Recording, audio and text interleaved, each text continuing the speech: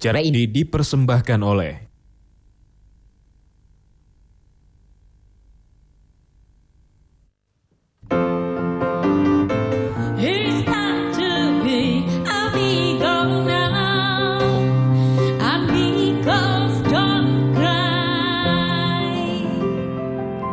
Baik, kita teruskan lagi pemirsa. Makasih. Kayak burung ditepakin. Tapi sebelum kita teruskan, kita mau menyapa dulu para pemirsa bijak yang menyaksikan program ini melalui 11 stasiun TV berjaringan. Selamat malam buat pemirsa bijak yang menyaksikan acara ini lewat PBS TV Surabaya, Doho TV Kediri, Lombok TV Lombok, Favorit TV Padang, Bengkulu TV Bengkulu, Tegar TV Lampung, Banjar TV Banjarmasin, PK TV Bontang, Palu TV Palu, Roy TV Pontianak, dan Jatiluhur TV Purwakarta. Mudah-mudahan apa yang kita sampaikan bisa berguna untuk Anda semuanya. Nah, ini di sini ada Pak Dasep Ahmadi, pengusaha mesin, Pak ya. Nah, terkait, kalau tadi kan kita sebuah wawancara, ini wakil dari BP POM yang mengawasi isi dari parsel, ada Ibu Fahiri yang membuat parsel, dan Anda adalah orang yang biasanya mengirim parsel. Ini setelah ada larangan dari KPK, masalah gratifikasi, bagaimana Anda kemudian memberikan perhatian dalam tanda kutip kepada orang-orang yang ada di pemerintahan? Ya, kita kan pengusaha itu tentu inginnya sih ada hubungan baik kan, mengasihi kan gitu. Tentu kalau ada peraturan kita juga berpikir dua kali kan, artinya begitu. Tetapi tentu bagi seperti tadi pendapat beliau, tentu kita juga sebenarnya hal parcel ini sebenarnya kan bisa saja kalau kita pemikiran bebas ya. Jadi dibatasi lah nilainya berapa sehingga tidak memberatkan, dan juga kuantitinya bisa kan maksimum berapa satu orang tuh menerima maksimum misalkan hanya 3 biji parcel dalam bulan Lebaran itu mungkin. Dan ini beda dengan kenyataannya kan, ada yang satu pejabat misalkan satu kamar penuh gitu, itu terjadi itu. Semua orang kirim masuk gratifikasi kan menurut saya kan begitu. Tapi kalau misalkan satu pejabat 2-3 biji kan dia ada keluarganya kumpul, itu wajar, kalau menurut saya sih perlu dipikir ulang lah KPK seperti itu. Nah, tapi bagi kita juga kan kalau hubungan karena customer kita tidak hanya pemerintah kan swasta kan mungkin saya kira mungkin di luar peraturan itu ya. Betul, di luar peraturan. Artinya berbeda kan kasusnya. Jadi mudah-mudahan karena swastanya masih ada celah, saya kira mungkin UKM ini masih bisa berjalan dengan ini ke swasta. Dan itu juga saya kira juga kalau swasta kan biasanya menerima parcel kadang-kadang bukan ke rumah, bawa ke kantor dan dibagi-bagi ke karyawan.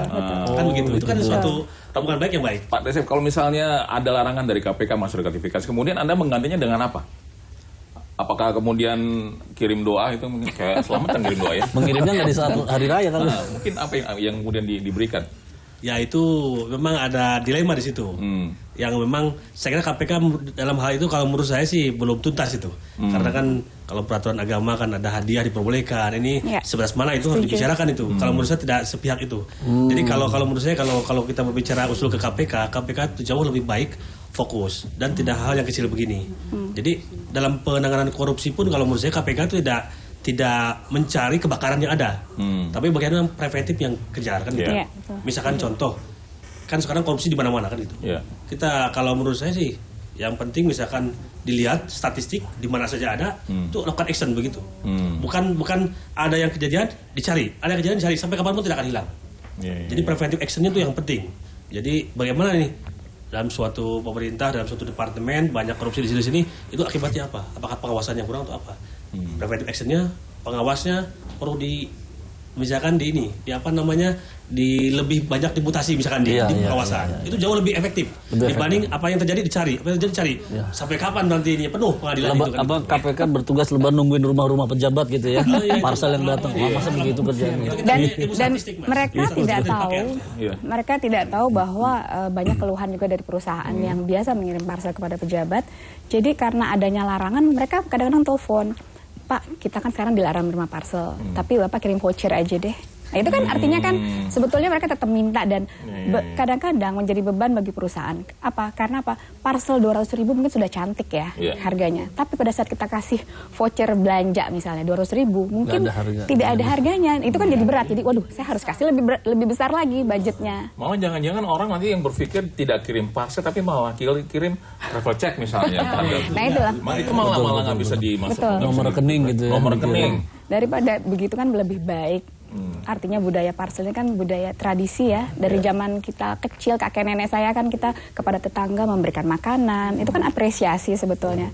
Nah terkait dengan larangan kemudian kan pada saat 2004 sempat turun 50%. Sekarang bagaimana omsetnya? Apakah sudah naik lagi? Sudah naik tapi kan belum seperti dulu ya.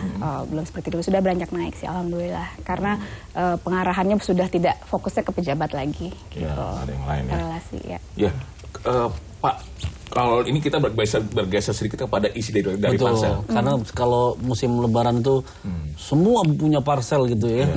Pengusaha-pengusaha dadakan bikin parsel juga. Ya, kadang-kadang ibu saya di rumah suka bikin itu kaleng-kaleng kosong dikumpulin dipastikin biar kelihatan dapat parsel gitu. Kita angkat telepon dulu ya.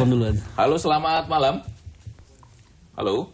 Halo, selamat pagi, selamat malam. Malam Pak. Dengan Bapak siapa di mana? Bapak Udin dari Depok ini. Bapak Udin dari Depok. Silakan Pak Udin. Nah, ya. Silakan Pak. Ini apa masalah parsel lebaran nih? Itu kan sekarang banyak sekali teror bom itu. Jadi mungkin kirim bom dalam bentuk parsel gitu Bapak? Iya, maksudnya betul. Itu kalau memang masih ada, kalau sih mudah-mudahan sudah tidak ada gitu ya. Nah, itu gimana itu nanti? Keamanan kali ya. Andai kata ada dari pihak pemerintah atau pihak yang bersangkutan untuk tanggung jawabnya gitu. Terhadap itu aja Pak. Makasih Pak ya. Oke. Dipakai modus keamanan gitu untuk bikin parsel tapi untuk mengganggu stabilitas keamanan. Tapi pernah terjadi Bu Hera seperti itu? Alhamdulillah selama 20 tahun ya usaha parsel belum pernah ada mendengar kabar seperti itu. Kan bentuk parsel itu kan macam-macam ya. Bisa dalam bentuk rangkaian, bisa juga misalnya dalam bentuk kado, misalnya buku. Buku itu kan bisa dianggap parsel pada saat kita memberikan hadiah. Nah mungkin terkait dengan teror bom ya. Kalau saya melihat di rumah pejabat itu kan mereka keamanan cukup ketat. Terus kemudian juga kayak di kedutaan mereka sangat hati-hati sekali ya. Bahkan bukan hanya parsel saja, mengirim bunga pun mereka akan cek potnya ini ada bomnya atau tidak. Jadi dan itu pun harus dilacak. Biasanya mereka mau menerima kalau ada tanda terimanya. Pengirimnya ini dari perusahaan siapa tercatat. Kalau misalnya tidak jelas pun, misalnya ternyata bom terjadi, ya itu kan bukan karena parsel, tapi memang niat mau bom gitu. Ya. Terkait ini isi parsel Bapak. Dulu kan ada kecenderungan orang-orang tuh menerima parsel pas dibuka cuman punya expired date cuman 3 hari kadang-kadang atau malah sudah lewat expired date-nya.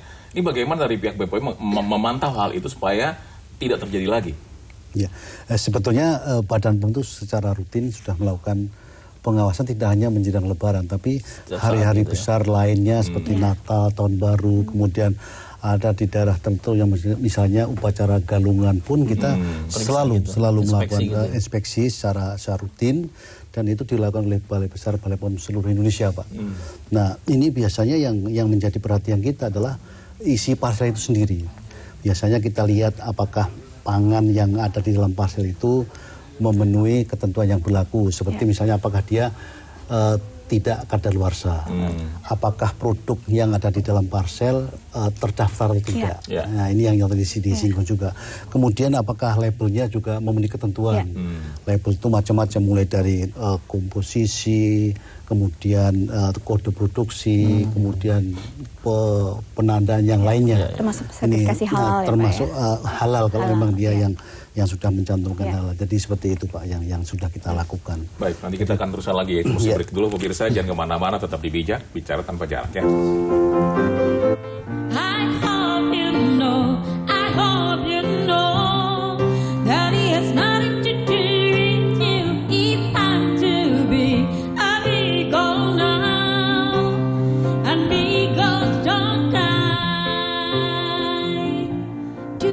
Bicara ini dipersembahkan oleh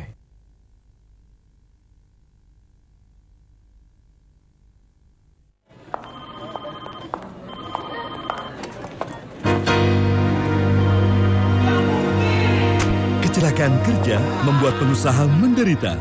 Pastikan Anda ikut jam sostek. Ada jaminan kecelakaan kerja, jaminan hari tua, jaminan kematian, jaminan pemeliharaan kesehatan, uang muka rumah, dan beasiswa. Untung ikut Jam Sostek. Kini lebih baik.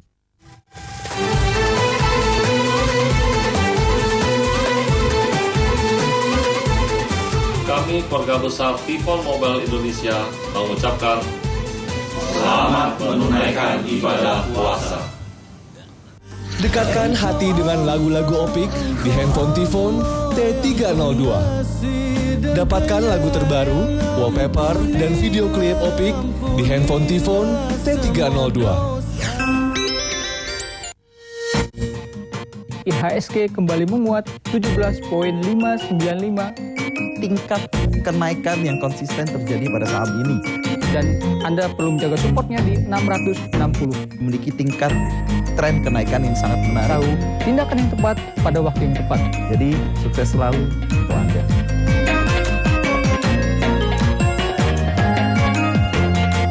Ini dipersembahkan oleh The Royal Spring Hill Residences, the first green apartment in Indonesia. Live the good life. Live the dream at the Royal Spring Hill Residences.